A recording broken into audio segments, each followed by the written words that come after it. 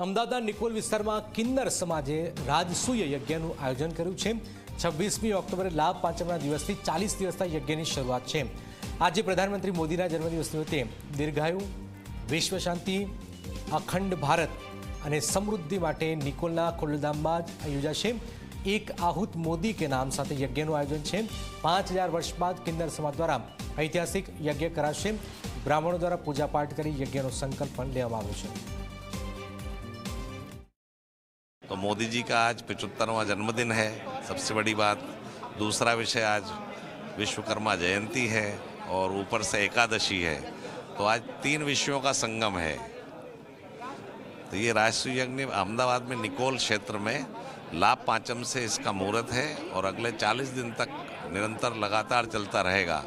और अगर भारतवर्ष में बड़ा सहयोग मिला तो हो सकता है कि ये पूरे वर्ष, जैसे उस समय भी पूरे 1 वर्ष चलता था, तो हम ये नहीं कह सकते कि 1 वर्ष चलाएंगे, लेकिन 40 दिन जरूर चलेगा। किन्नर समाज द्वारा राजसूय यज्ञનું જે આયોજન કરવામાં આવ્યું છે તેમાં પૂરા ભારતભરમાંથી કિન્નરો આવ્યા છે અને ખાસ કરીને મહત્વની વાત એ છે કે જ્યારે રામ મંદિરનું નિર્માણ થયું, પ્રાણ પ્રતિષ્ઠા થઈ, ત્યારે ભગવાન રામની જેમણે નજર ઉતારી હતી તે સૌમ્યા દીદી અત્યારે અહીંયા ઉપસ્થિત છે। તેમની સાથે વાત કરીશું। दीदी माँ, जिस भाव के साथ आपने भगवान राम की नज़र उतारी थी, उस भाव के साथ आपने यहाँ ये राजसूय यज्ञ का संकल्प लिया है, कैसा भाव?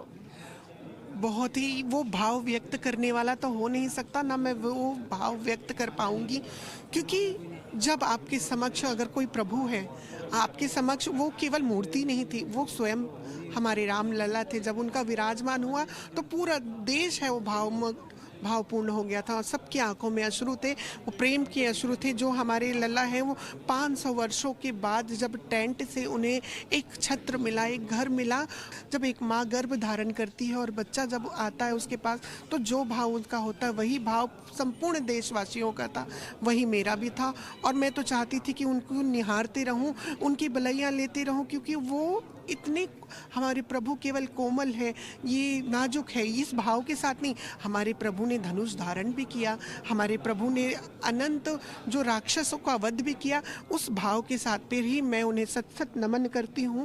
जब से मोदी जी केंद्र में आए हैं तब से अब तक जो किन्नर समाज के लिए जो परिवर्तन आया है, उनके लिए आप क्या कहेंगे? जी, किन्नर समाज के लिए जो परिवर्तन आया 2014 के बाद से, जो भी अनेक सरकारें आई, अनेक ही लोग ने राज्य किया, किंतु कभी भी किन्नर समाज को एक मुकाम, उनकी आइडेंटिटी नहीं प्राप्त हुई थी।